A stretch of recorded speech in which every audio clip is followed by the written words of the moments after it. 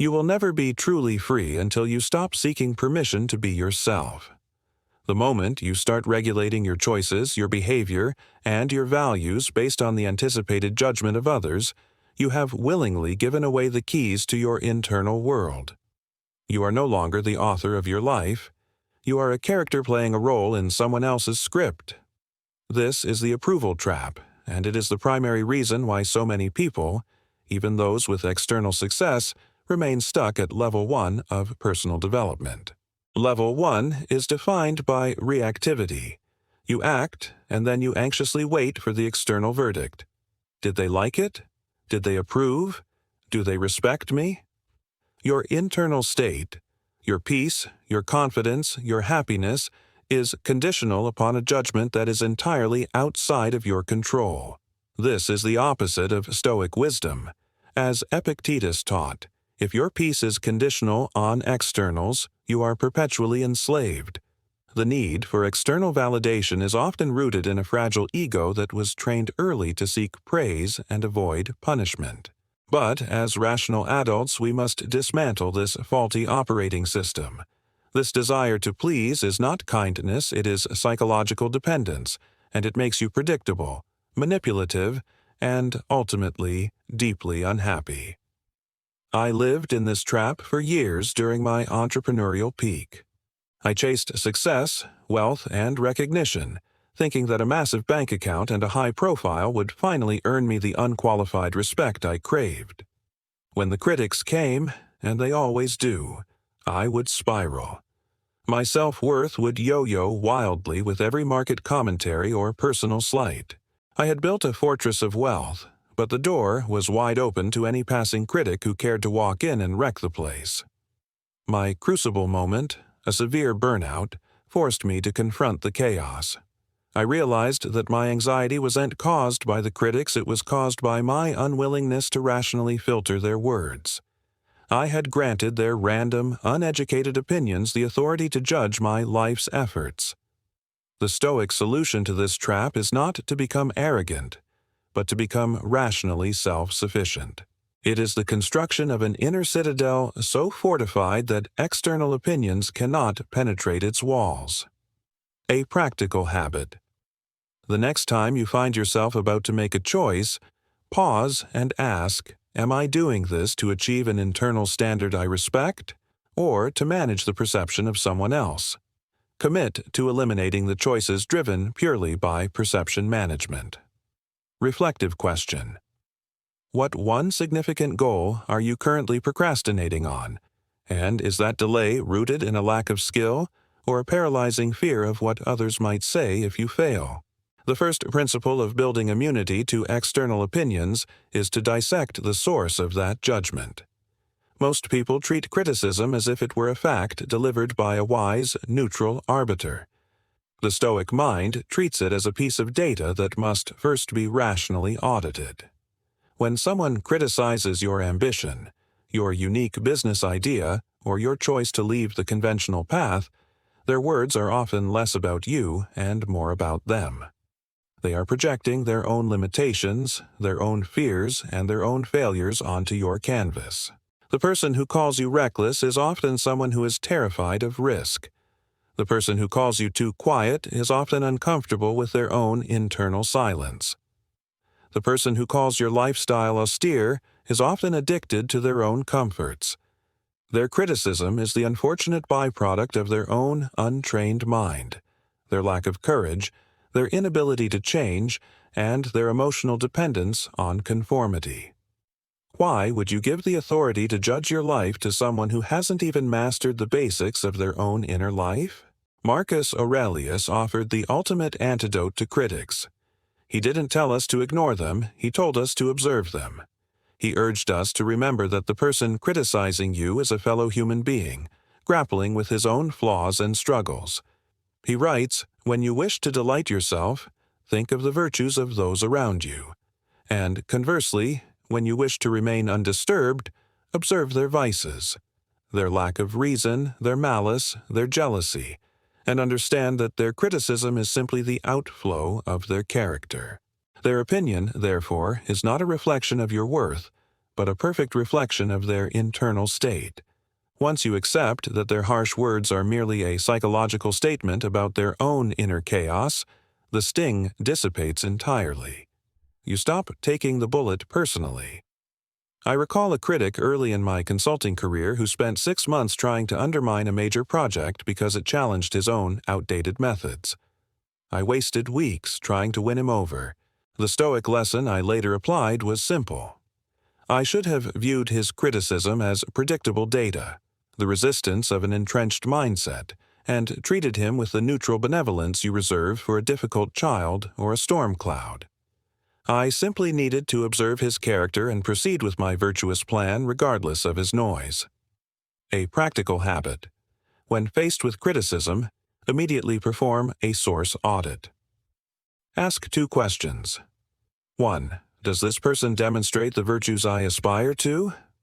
2. Is this judgment actionable and fact-based, or is it a projection of their own fear or vice?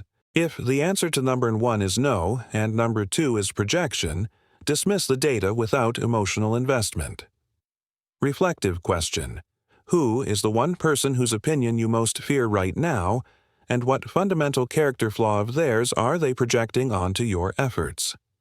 If you want to stop caring what people think, you must first have something stronger to care about. The vacuum left by external validation must be filled by an unshakable internal standard. This is the construction of your own internal validation system.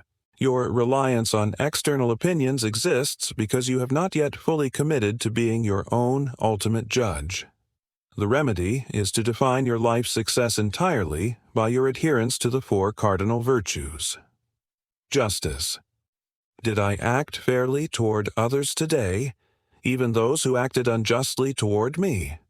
Temperance. Did I control my impulses and remain disciplined in my actions? Courage. Did I face the difficult conversation, endure the discomfort, and speak the truth when necessary? Practical wisdom. Did I use reason and logic to make my choices, or did I follow emotional impulse? When you adopt this system, the external opinion becomes functionally irrelevant. Why? Because the opinion of the crowd is entirely focused on externals: your money, your appearance, your social status, your popularity, none of which are on your virtue-based measuring stick. The system works through daily self-assessment practice. Every evening you audit your day, not against market success or social approval, but against your virtuous intentions. Epictetus advised his students, every day, as soon as you have finished your work, you should not go to sleep before checking your actions of the day. This is your practice. If you set out to show courage in a meeting, and you did, even if the decision was unpopular and led to external criticism, you end the day with the profound satisfaction of internal victory.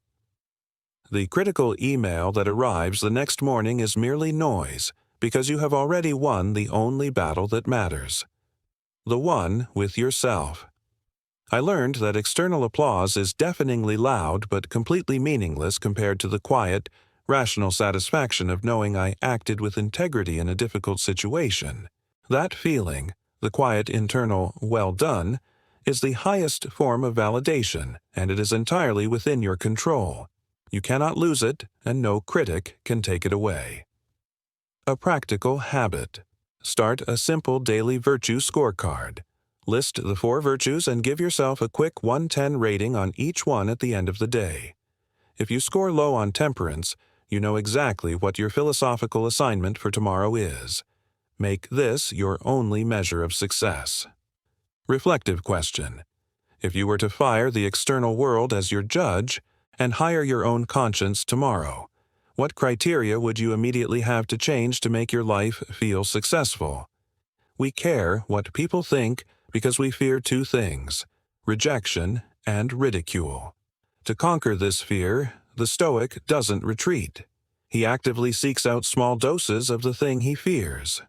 This is the practice of voluntary discomfort applied to social judgment. This is not about being obnoxious or irrational. It is about building immunity through exposure. You are proving to your primitive brain, through rational action, that the fear of judgment is far worse than the actual experience of judgment. You start small by deliberately doing something that deviates from social norms and exposes you to the neutral or slightly negative gaze of others. This is an exercise in mental hardening, training your mind to feel the discomfort and proceed anyway. Specific exercises to try. This week, 1. The unfashionable choice. Wear a slightly odd or unfashionable item of clothing to a public place. Your brain will scream with self-consciousness. Your job is to observe the feeling, acknowledge that no one actually cares, and continue your task. 2. The silent stand. In a professional meeting, intentionally wait 5 seconds longer than is comfortable before answering a question. This invites a moment of judgment. Endure the silence, give your rational answer, and do not apologize for the pause. 3. The conversation. Switch. With a casual acquaintance, pivot a typical conversation to a discussion about a philosophical concept or a deep value of yours, knowing it might be met with an awkward pause or confusion. Practice not needing them to be on your wavelength. The moment you realize that the judgment is just a fleeting thought in someone else's mind, a thought that has no power over your actions, you are free. Every time you successfully execute a voluntary discomfort exercise, you are depositing a coin into your courage bank, strengthening your internal resilience. I used to hate public speaking, not because I feared the speech, but because I feared the collective judgment. My first few talks were agony, but I kept forcing myself into small public acts of exposure. The more I did, the more the fear of judgment faded, replaced by the quiet focus on the virtuous task, delivering value and clarity to the audience.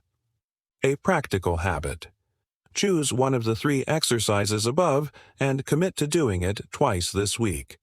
When you feel the inevitable wave of social anxiety, describe the feeling to yourself logically. This is my ego fearing a loss of status. I choose to prioritize my freedom over my status. Reflective question.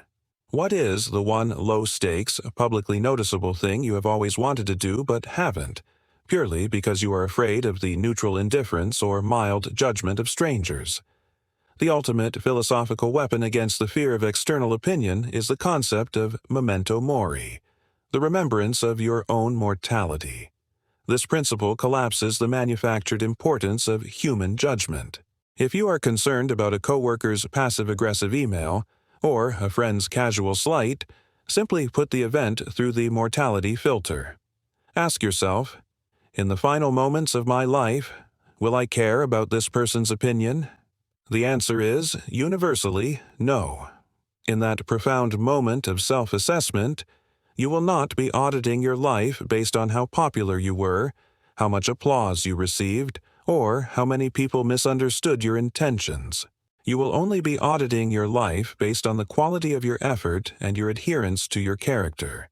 Every single person whose opinion you fear, the critic, the boss, the jealous peer, will also die.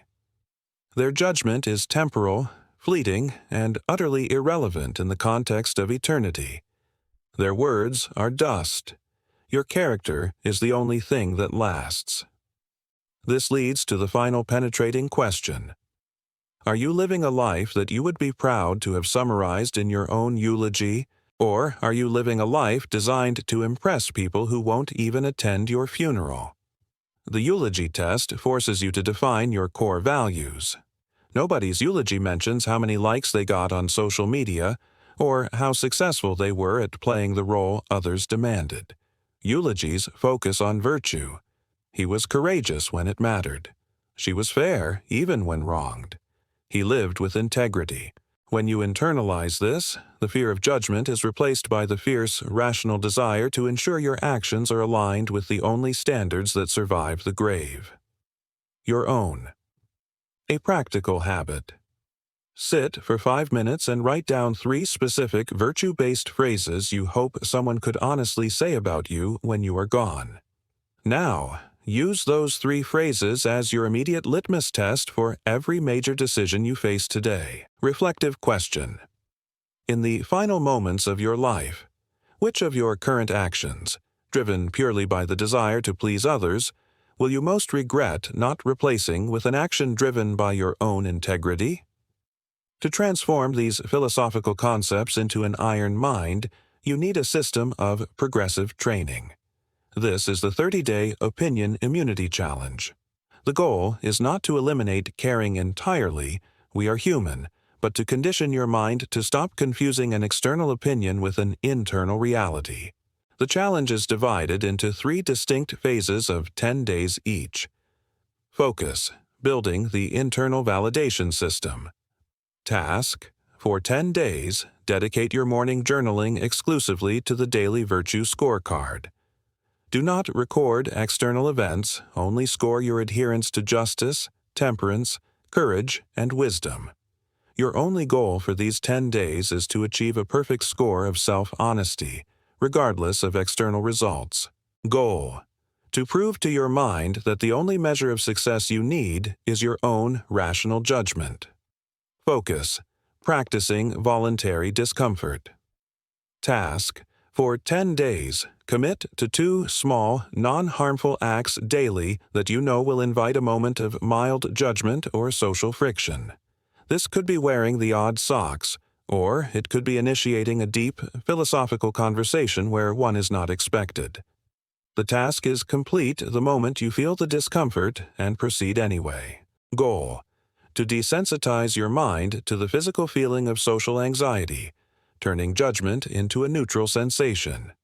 Focus: applying the source audit and memento mori. Task: for 10 days, every time you encounter criticism or judgment, immediately write down 2 things. 1. What is the uncontrollable vice or fear this person is projecting? 2. How much will this opinion matter on the day of my memento mori? Goal: to build the rational habit of filtering judgment through the lenses of the critic's own flaws and the vastness of your own mortality, thereby neutralizing its power instantly. This structured challenge will systematically dismantle the ego's dependence on external approval. By the end of 30 days, your emotional reaction to criticism will have fundamentally changed from fear and defensiveness to rational observation and calm dismissal. A practical habit. Start this challenge tomorrow. Find an accountability partner and simply commit to sending them your simple daily virtue score, nothing more, as a form of external pressure to keep up the internal work. Reflective question: which phase of the 30-day challenge do you anticipate will be the most difficult for you? And how will you apply the virtue of courage to overcome that specific difficulty? We have covered the ancient method for conquering the fear of judgment. Understanding the source of the criticism, defining your own internal standards through virtue, practicing voluntary discomfort to build immunity, and applying the perspective of memento mori to render all external opinions irrelevant. The fear of what people think is an invisible chain that binds you to a mediocre life, limiting your potential and corrupting your peace. The man who is perpetually worried about approval is not a free man, he is an emotional slave. The truly strong person is not the one who demands respect from the outside, but the one who has earned it from the inside. The man whose standard of conduct is so clear and whose commitment to his own virtue is so fierce that the applause or the condemnation of the crowd means nothing. Your life is short. Your time is precious. Your character is the only thing that is truly yours. Claim your radical freedom today. Stop performing for people who will forget you tomorrow, and start living a life that your own conscience will admire in the final, quiet moments of self-assessment. Begin the 30-day challenge tomorrow and choose your freedom.